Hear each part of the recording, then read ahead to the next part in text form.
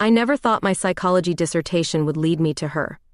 Here I was, 33 years old, staring at my laptop screen in my cozy Denver apartment.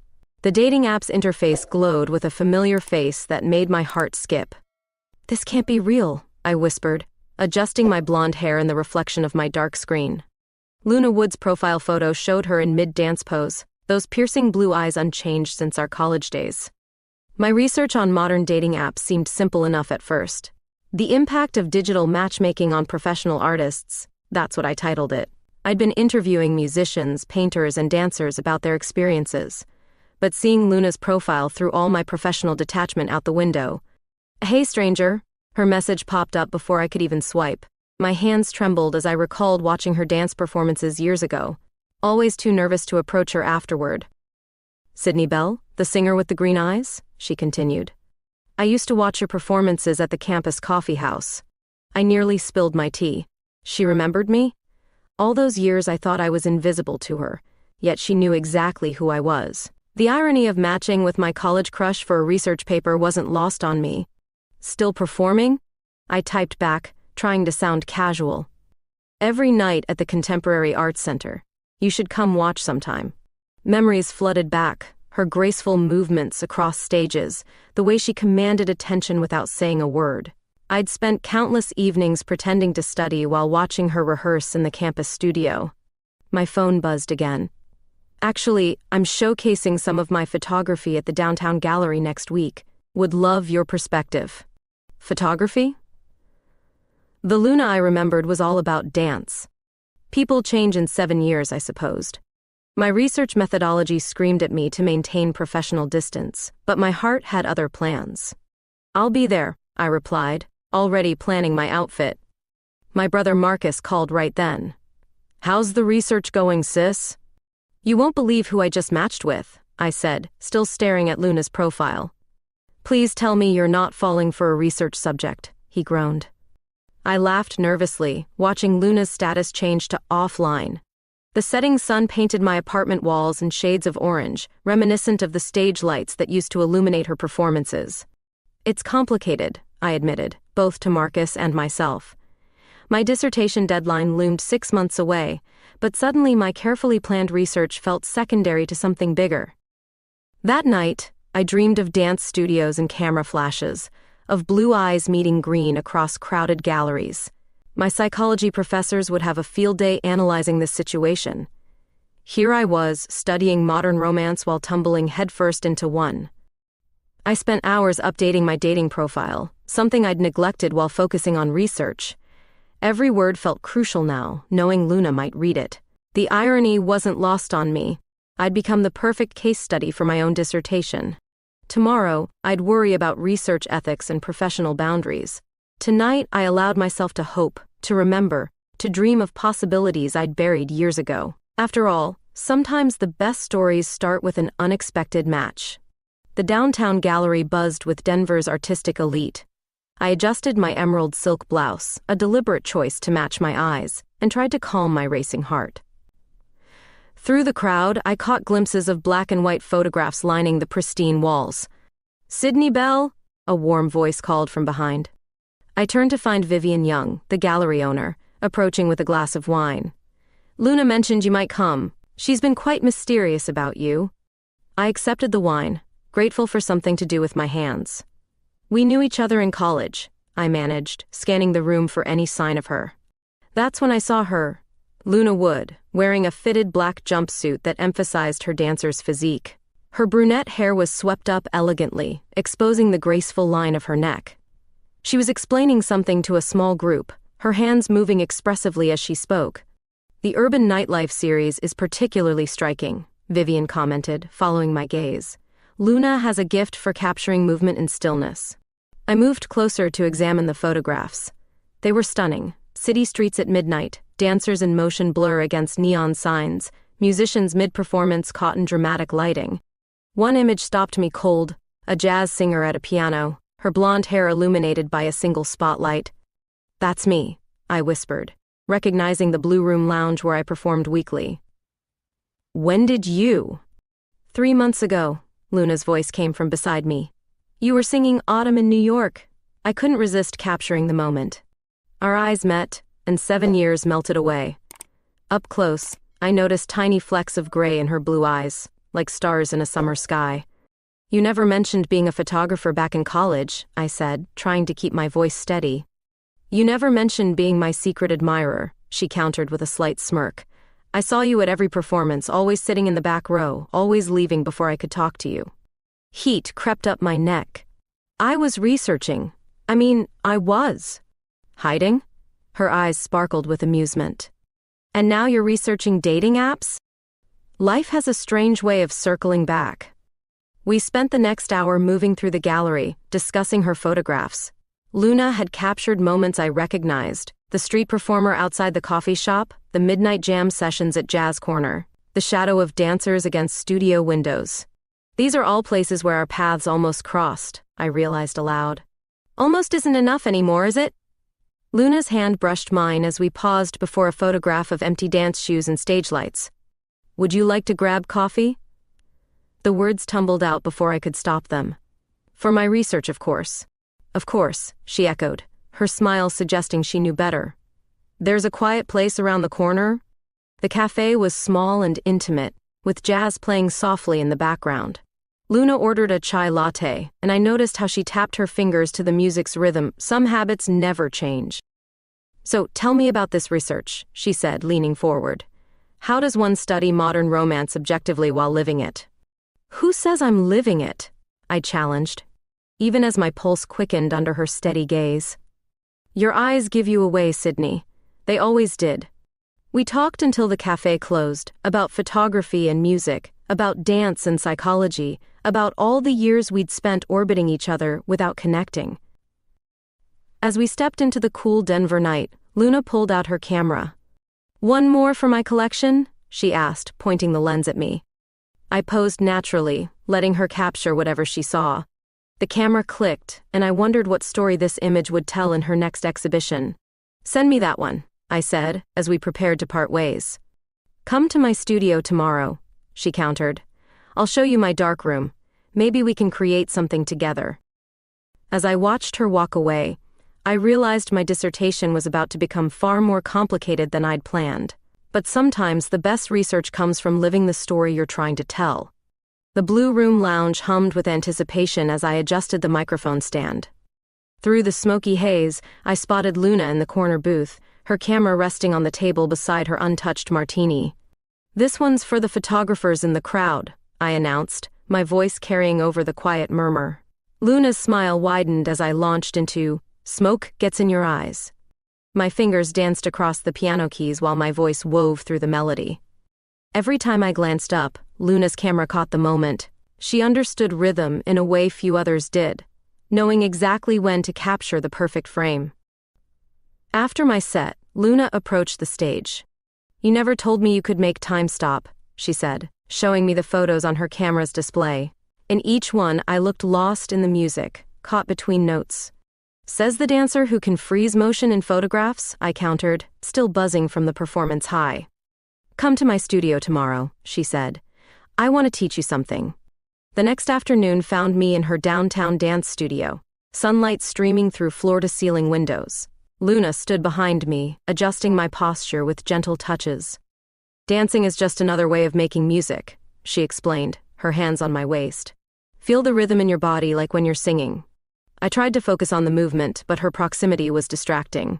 The scent of her perfume, mixed with the wooden floor's polish, created an intoxicating combination. Relax, she whispered, guiding me through a simple sequence. Let the music move you. Hours passed as we alternated between dance lessons and photography sessions. Luna taught me to see rhythm in still images, while I helped her find melody in movement. Your turn to teach me, she said, settling at the piano. I stood behind her, guiding her fingers to the keys. Music is just another way of dancing, I echoed her earlier words, watching her smile at the reference. As sunset painted the studio in amber hues, Luna grabbed her camera and led me to the rooftop. The Denver skyline stretched before us, a symphony of lights awakening in the dusk. This is my favorite time to shoot, she said, adjusting her lens. Everything's caught between two worlds. I watched her work, mesmerized by her focus.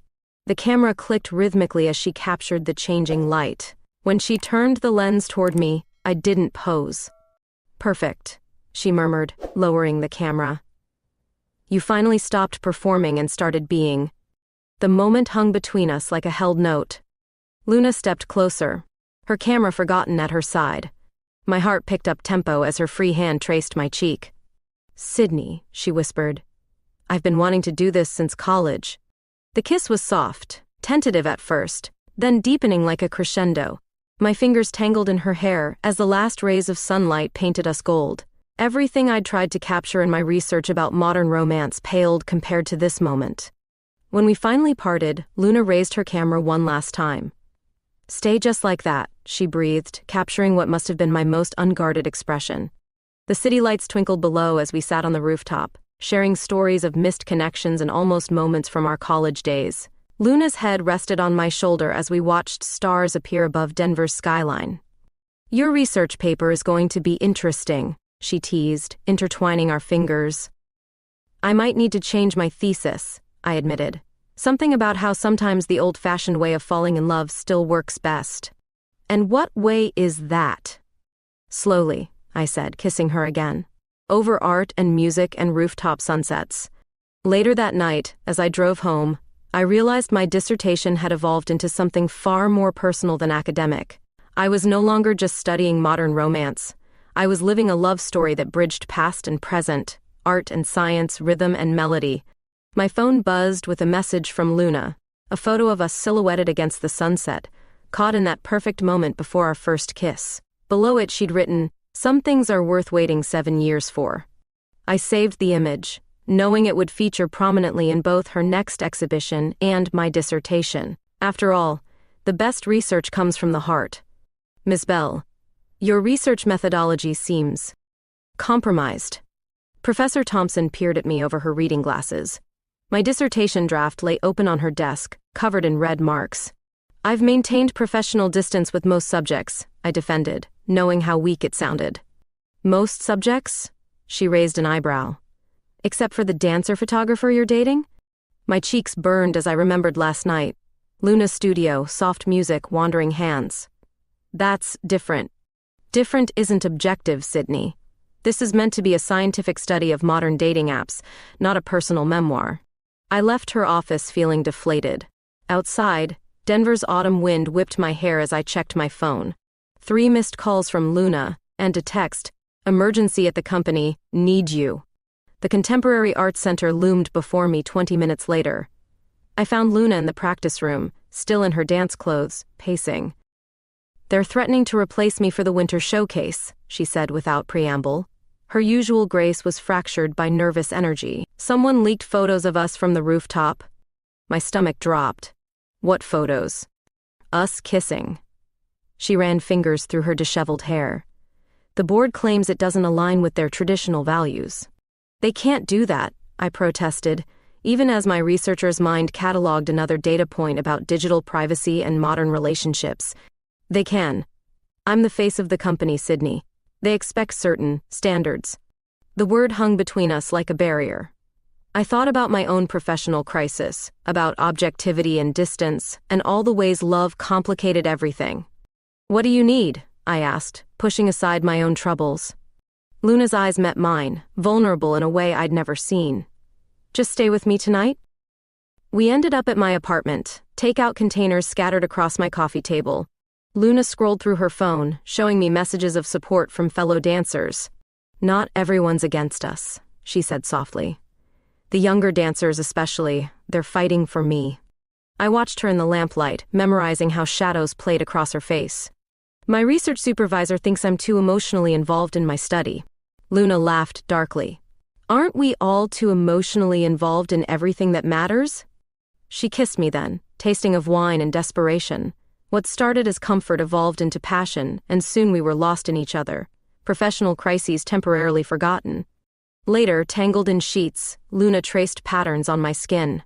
"Maybe we should have kept this virtual, like your other research subjects." "Never," I whispered fiercely. "Some things are worth risking everything for." Morning found us planning strategies. Luna would meet with her dance company's board, while I would restructure my research to acknowledge my personal involvement rather than hide it. What if we made it a feature, not a bug? I mused, making coffee. A researcher's journey from objective observer to participant? Luna paused in buttoning her shirt, my shirt, borrowed after last night.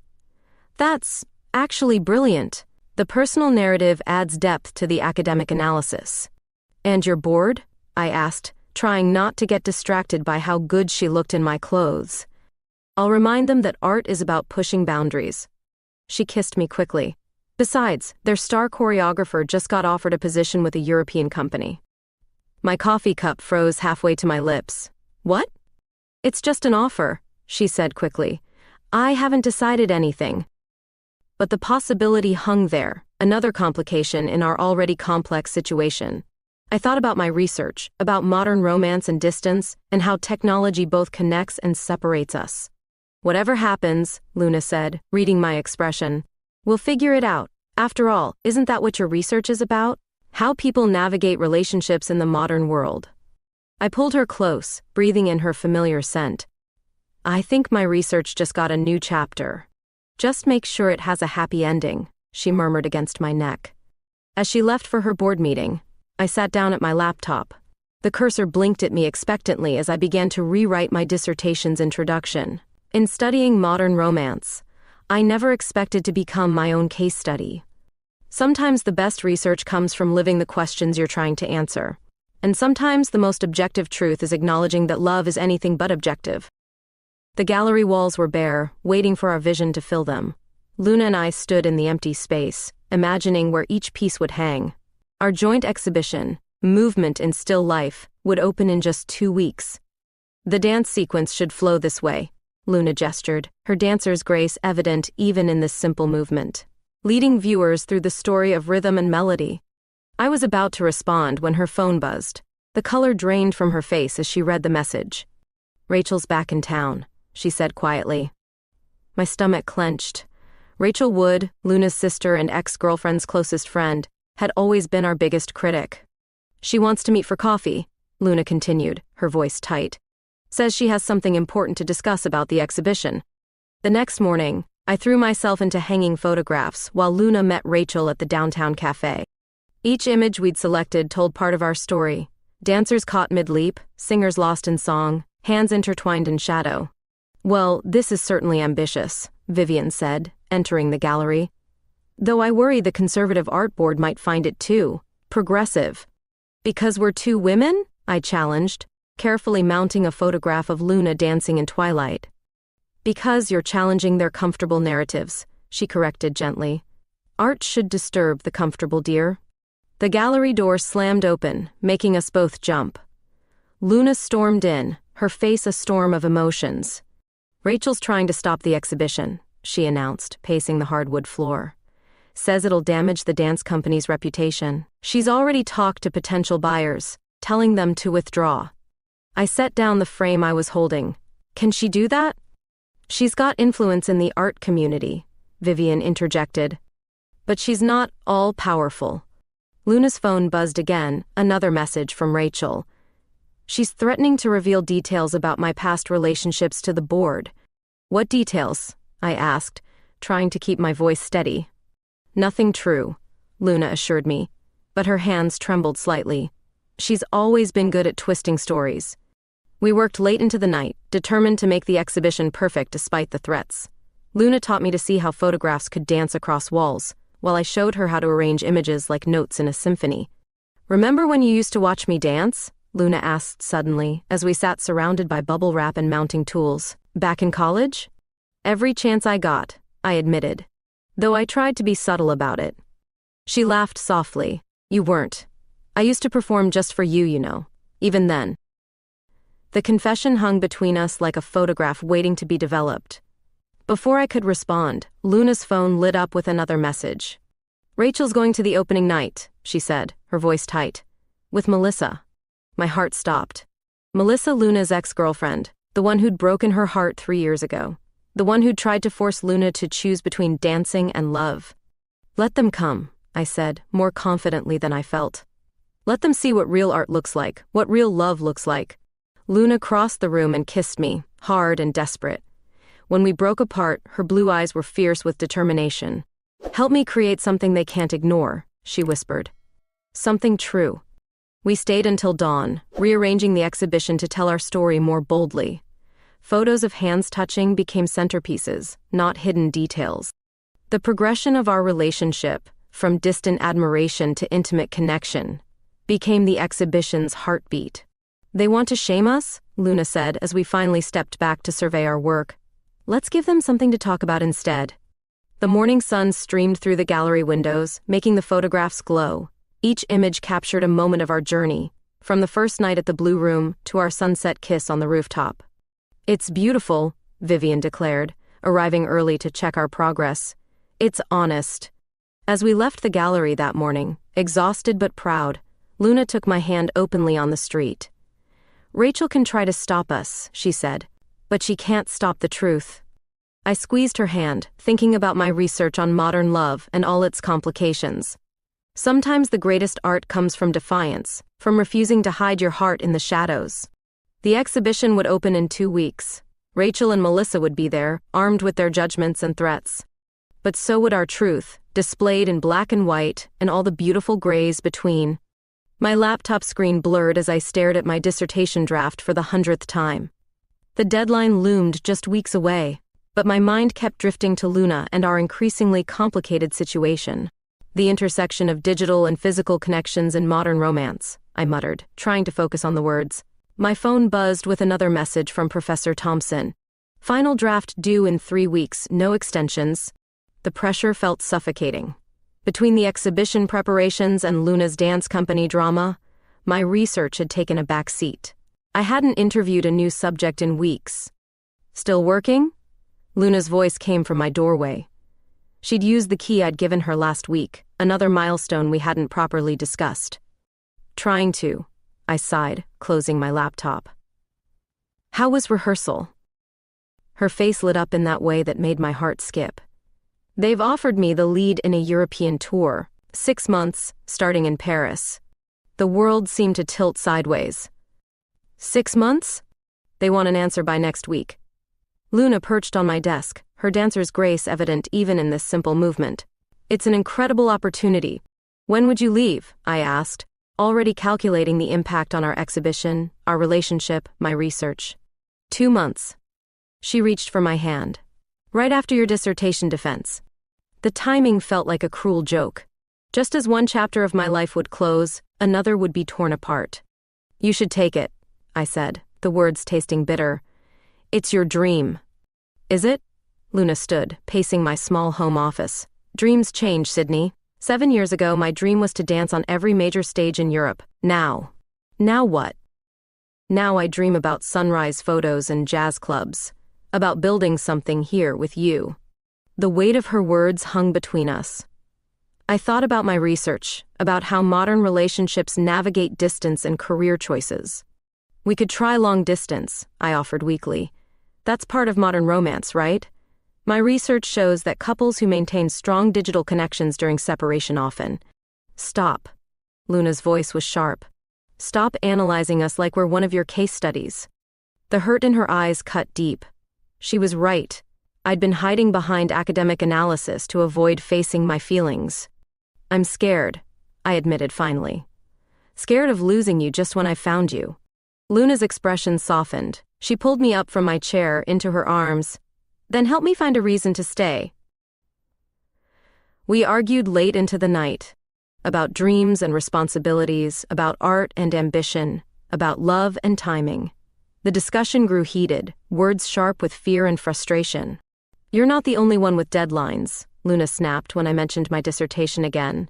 "The dance company wants an answer, the gallery needs our final selections, and Rachel's still threatening to sabotage everything."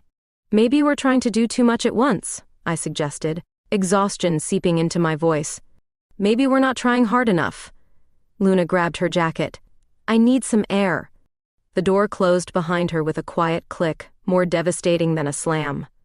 I stayed up all night, staring at my research notes about modern romance, and wondering how academic theories could feel so inadequate in reality.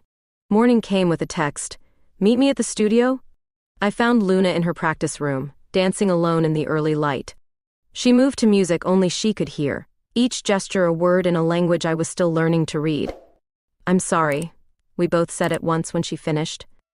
"I can't ask you to give up your dreams," I started. "You are my dream," she interrupted. "The rest is just logistics." We sat on the studio floor, watching the sun paint patterns through the windows. Luna leaned against me, her heartbeat steady against my chest. "What if we created something together?" she suggested suddenly. "Something bigger than a single exhibition or tour?" "What do you mean?" "I mean, what if we stopped thinking in terms of your career versus mine? What if we built something that combines both our passions?" The idea took root, growing with each passing minute. By noon, we had the beginnings of a plan, ambitious, terrifying, and entirely ours. But first, we had deadlines to meet. My dissertation needed finishing, and Luna had a decision to make about Europe. Sometimes love means facing the hard choices together, even when the path forward isn't clear. As we left the studio, Luna took my hand. "Whatever happens, we're not letting go this time." I squeezed her hand, thinking about all the ways modern love adapts and evolves. Sometimes the greatest romance isn't about grand gestures or perfect timing. It's about choosing each other, every day, through all the complications. The email arrived on a quiet Tuesday morning. Someone had leaked portions of my research to Luna's dance company, including private details about our relationship. My hands shook as I dialed Luna's number. "They know everything," I said when she answered. "About the dating app, how we matched, my research." "Rachel," Luna's voice was cold. "She must have accessed your research database somehow." The dance company's response was swift and brutal. Luna called me an hour later, her voice trembling. "They're threatening to terminate my contract. Emergency board meeting this afternoon." I found her outside the Contemporary Arts Center, pacing in the autumn chill. Her dancer's composure was cracking at the edges. "They're using our relationship as an excuse," she said before I could speak, "claiming I've compromised the company's values by participating in a dating app study." "That's discrimination," I argued, pulling her close. "They can't fire you for who you love." "They're not. Officially, they're concerned about public image and professional conduct." Her laugh was bitter. 7 years of dedication. And this is what breaks me. We sat in my car, watching dancers file into the building for the board meeting. Each one nodded or waved to Luna, some apologetic, others defiant in their support. "Whatever happens in there," I said, squeezing her hand, "we face it together." The meeting lasted 3 hours. I waited outside, working on my dissertation, trying to transform our personal crisis into academic analysis. How modern prejudices manifest in professional spaces. How digital footprints can become weapons. Luna emerged looking drained but determined. "They're putting me on probation. No lead roles until they review my commitment to company values." That night, we drove to Luna's mountain cabin, needing escape from the city's judgments. The small wooden structure had been her sanctuary for years, filled with photographs and dance memorabilia. "I started dancing here," she said, gesturing to the worn wooden floor. "When my parents' garage wasn't big enough anymore." I watched her move through the space, touching familiar objects like anchors to her past. "What do you need?" I asked softly. She turned to me, moonlight streaming through the windows. "You, just you." Our kisses tasted of defiance and desire. Clothes fell away as we lost ourselves in touch and texture, finding solace in skin against skin. In the cabin's silence, we created our own rhythm, our own dance of connection and comfort. Later, wrapped in blankets by the fireplace, Luna showed me her earliest photographs. "I used to capture dancers in secret," she admitted, "too shy to ask permission, too drawn to movement to stop." "Like me watching you dance in college," I smiled, tracing patterns on her shoulder. "We were both observers," she mused. "Until now."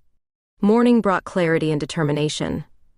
Over coffee on the cabin's porch, we planned our response to the company's threats. "I won't hide," Luna declared. "Let them see us. Let them see love." "What about your career?" I asked, though I already knew her answer. "My career is dance and photography, and you." She took my hand. "I won't let them separate those pieces anymore." We spent the day documenting our story, Luna photographing while I wrote. Every image, every word became ammunition against prejudice and fear. "Your research was about modern love," Luna said as we packed to return to Denver.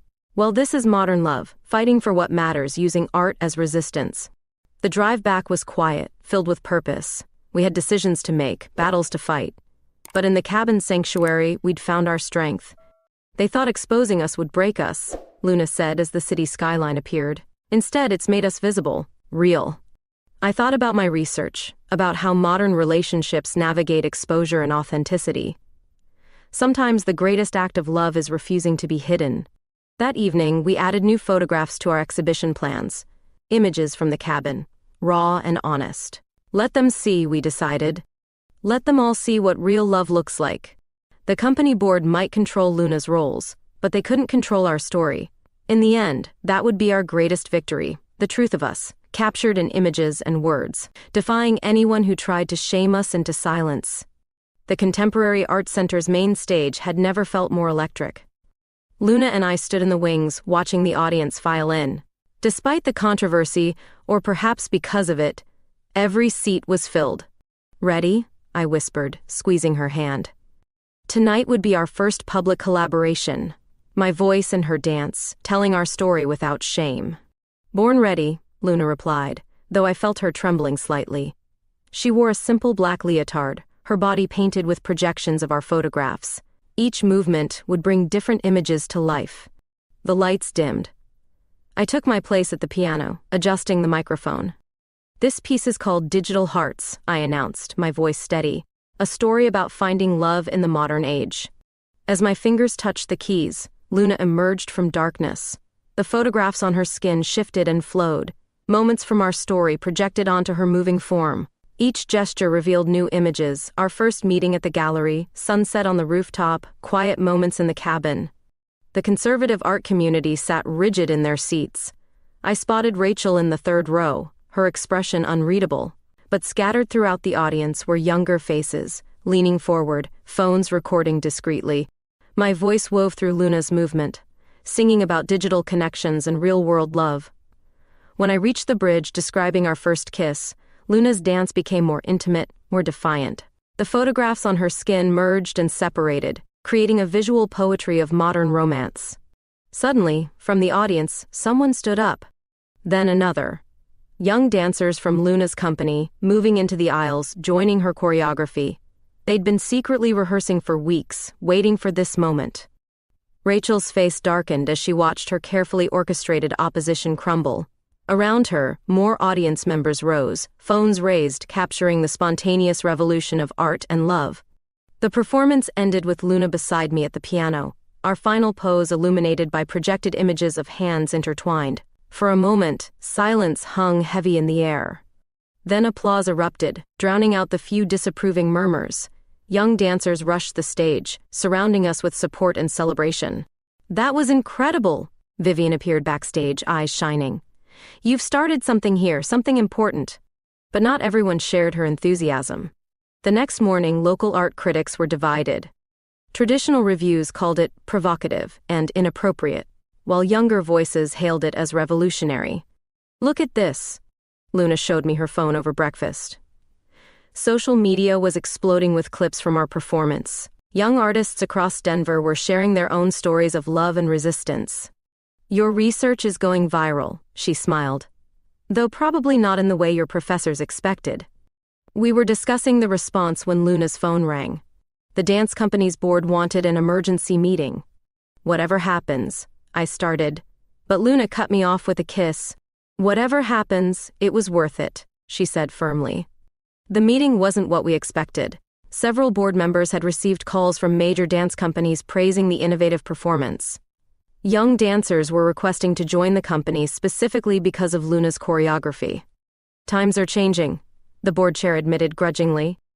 Perhaps we should change with them. Rachel cornered us afterward, her face tight with suppressed emotion. You've ruined everything, she hissed.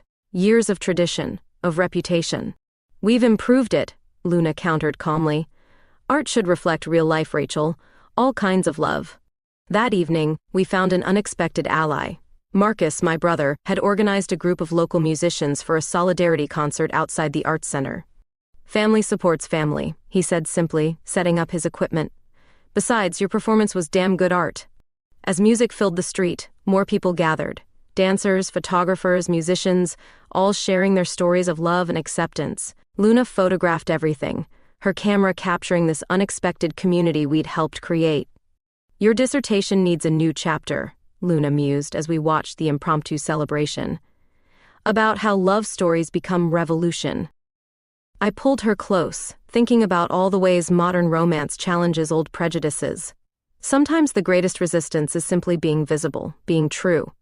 The conservative art community might never fully accept us, but we'd found something more valuable: authenticity, community, and the courage to love openly in a digital age.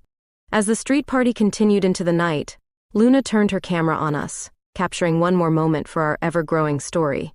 In the flash, I saw our future, bright, defiant, and beautifully our own.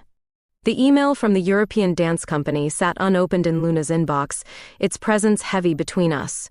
We were curled up on my apartment's window seat, watching Denver's first snow of the season drift past. 6 months in Paris, Luna murmured, her head resting on my shoulder. Leading their contemporary program, it's everything I dreamed about. You should open it, I encouraged, though my heart clenched at the thought of her leaving. She shook her head, turning instead to show me her phone's gallery. Look at what we've built here. The photos scrolled past our performance at the Arts Center, the street celebration, young dancers practicing her new choreography. Each image told a story of revolution and belonging. Paris will always have dance companies, she said softly. But this is ours. My laptop chimed with an email notification. Professor Thompson wanted to meet about my dissertation. The research had evolved far beyond its original scope, becoming a chronicle of love's resistance against digital age prejudices. Go, Luna kissed my cheek. I'll be here when you finish. Professor Thompson's office felt smaller than usual, academic papers crowding every surface. She gestured for me to sit, my dissertation draft open on her desk. This is remarkable work, Sydney, she said, surprising me.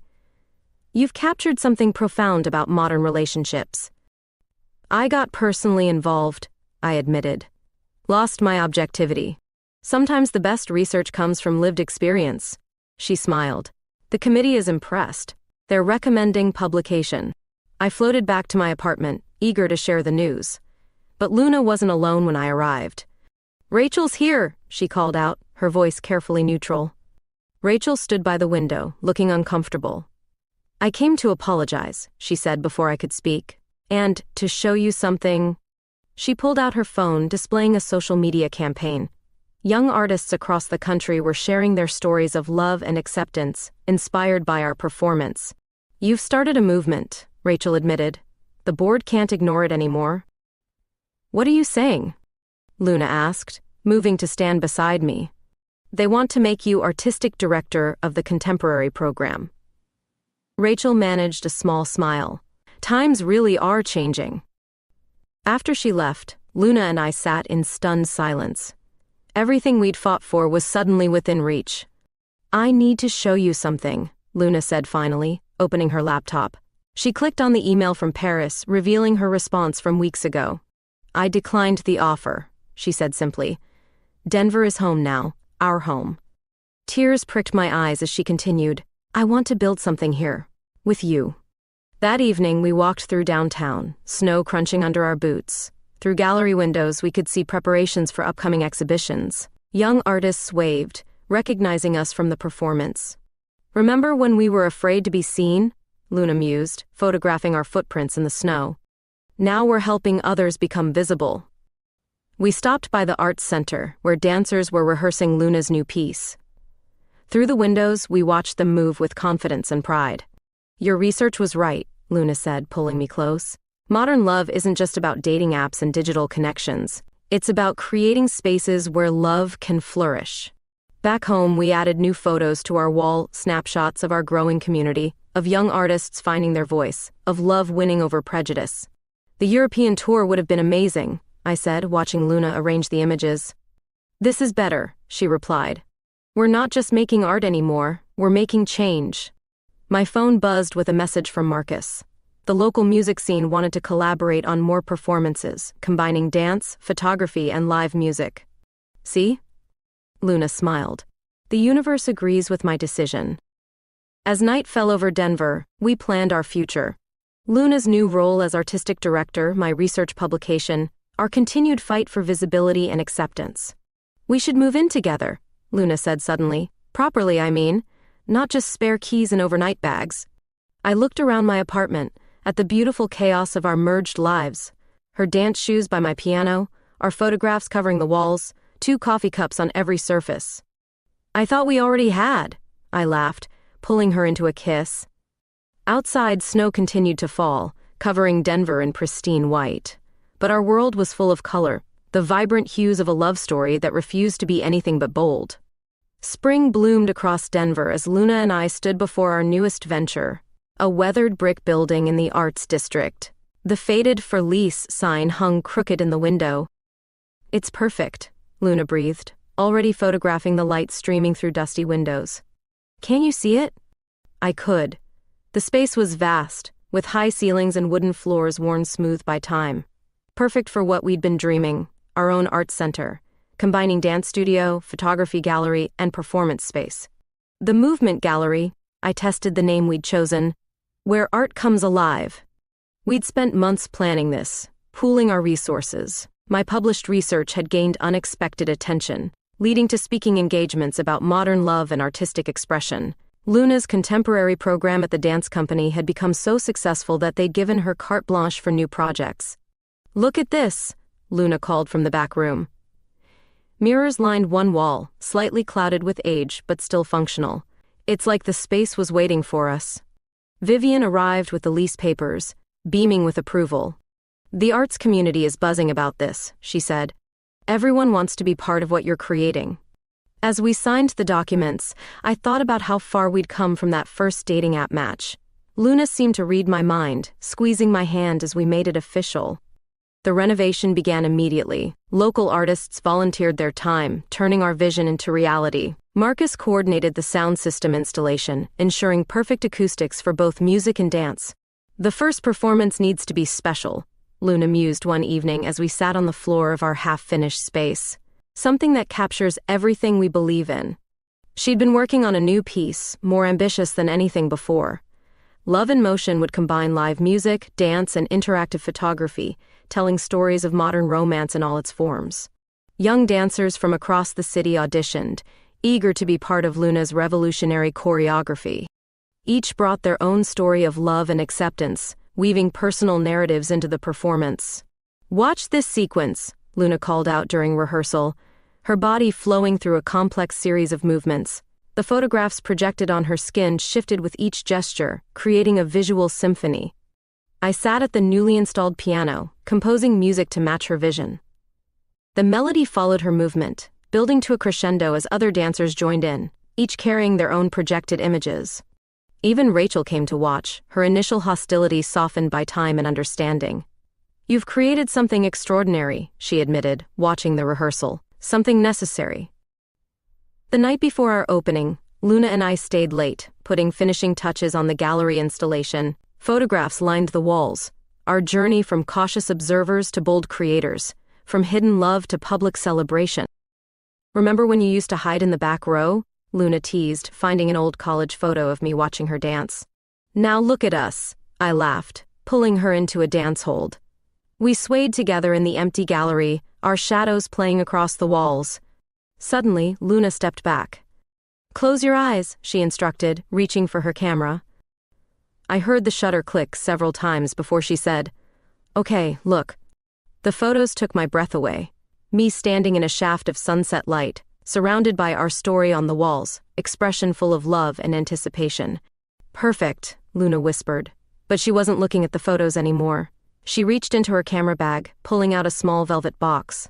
My heart stopped as she knelt on the wooden floor we'd so carefully restored. Sydney Bell, she began, her voice trembling slightly. Will you continue this dance with me, forever?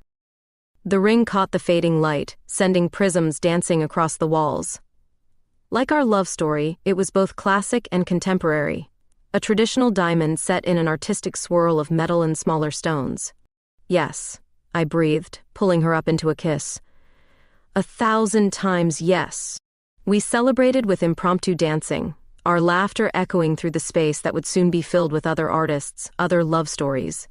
Tomorrow, the Movement Gallery would open its doors, becoming a haven for artistic expression and acceptance. But tonight, it was just ours, a perfect stage for the next chapter of our story. The Movement Gallery hummed with anticipation as guests arrived for our dual celebration, the opening of our latest exhibition, and, though only our closest friends knew it, our wedding. Ready? Luna appeared beside me, radiant in a flowing white jumpsuit that caught the light with every movement. Her camera hung around her neck, even today. Born ready, I echoed her words from our first performance, straightening my own white suit jacket. The gallery space had transformed over the past year. Our latest exhibition, Full Circle, traced the evolution of modern love through dance and photography. The final piece, those photos Luna took during her proposal, held the place of honor. "They're here," Marcus called from the entrance. Our guests arrived, thinking they were attending a simple gallery opening. Only Vivian, acting as our officiant, knew the full plan. Luna squeezed my hand as Professor Thompson entered, carrying a bound copy of my published research. The book had become unexpected required reading in university courses about modern relationships. "Your study changed how we view digital connections," she told me at the publication party. "You showed that technology isn't just a tool for finding love, it's a medium for expressing it." Rachel arrived with a group of dancers from the company, all of them now proud supporters of Luna's innovative programs. The arts community had evolved, becoming more inclusive, more vibrant.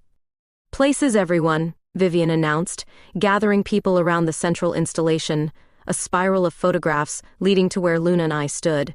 "Welcome to Full Circle," Luna began, her voice steady. "An exhibition about endings that become beginnings." The lights dimmed slightly as I moved to the piano. This was our cue, the moment our gallery opening would transform into something more intimate. 7 years ago, I said, fingers hovering over the keys, I watched a dancer from the back row, too shy to approach her. Understanding dawned on our guests' faces as Luna continued, and I photographed a singer in secret, capturing moments I thought would never be mine. The music began, our song, the one from that first collaborative performance. Luna moved through the space, her white outfit becoming a canvas for projected images of our journey. Today, Vivian stepped forward. "These artists invite you to witness not just an exhibition opening, but a celebration of love that refused to be hidden." Gasps and delighted laughter filled the gallery as everyone realized what was happening. Marcus grinned, already recording everything with professional equipment. Our vows were simple, woven with art and music. Luna promised to keep dancing with me through life's rhythm changes. I promised to sing our story in both whispers and shouts. "The rings," Vivian called, and Rachel stepped forward.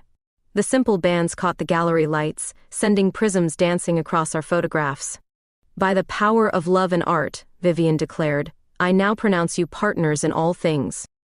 The kiss was perfect, soft and sure like coming home. Around us, the gallery erupted in applause and cheers. Later, as our guests celebrated with champagne and dancing, Luna pulled me into the small darkroom we'd built. "One more photo," she whispered, setting up her camera. "For our next exhibition." We posed among the developing photographs, newlyweds surrounded by the visual history of our love. The camera clicked, capturing another beginning. "Your research conclusion needs updating," Luna teased as we rejoined the party. "Modern love stories don't end, they evolve." The celebration continued into the night. Dancers performed spontaneous pieces, musicians offered impromptu serenades, and photographers captured every moment. As midnight approached, Luna and I stood in the gallery's entrance, watching our communities merge and celebrate. The Movement Gallery had become exactly what we'd dreamed, a space where art and love flow freely. "Ready for our next chapter?" Luna asked, her ring catching the light. I pulled her close, thinking of all the moments that led us here. From dating app match to artistic revolution, from hidden observers to celebrated creators. "With you?" I smiled, kissing her softly. "Always." Above us, the gallery's new sign glowed against the Denver night. The Movement Gallery, where love becomes art. Inside, our story continued to unfold, captured in photographs, expressed in dance, and sung in the perfect harmony of two hearts that found their rhythm together.